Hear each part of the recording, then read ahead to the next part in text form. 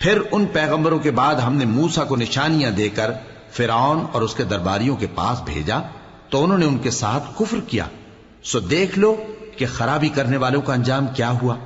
اور موسیٰ نے کہا کہ اے فرعون، میں رب العالمین کا پیغمبر ہوں، مجھ پر واجب ہے کہ اللہ کی طرف سے جو کچھ کہوں سچ ہی کہوں۔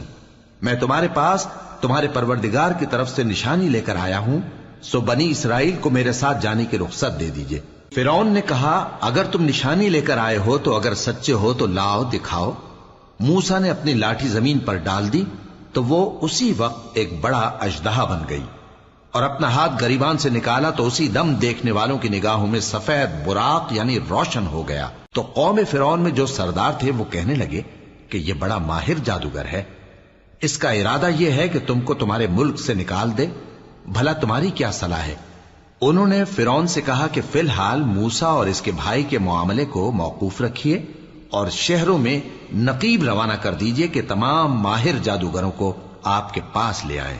چنانچہ ایسا ہی کیا گیا، اور جادوگر فرعون کے پاس آ پہنچے اور کہنے لگے کہ اگر ہم جیت گئے تو ہمیں صلہ تو عطا کیجیے گا نا؟ فرعون نے کہا ہاں ضرور، اور اس کے علاوہ تم مقربوں میں داخل کر لیے جاؤ گے۔ جب فریقین روز مقررہ پر جمع ہوئے تو جادوگروں نے کہا کہ موسیٰ یا تو تم جادو کی چیز ڈالو یا ہم ڈالتے ہیں۔ موسیٰ نے فرمایا تم ہی ڈالو۔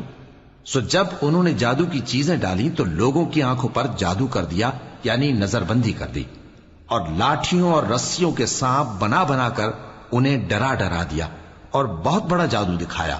اور اس وقت ہم نے موسیٰ کی طرف وحی بھیجی کہ تم بھی اپنی لاٹھی ڈال دو، تب وہ فوراً سانپ بن کر جادوگروں کے بنائے ہوئے سانپوں کو ایک ایک کر کے نگل جائے گی۔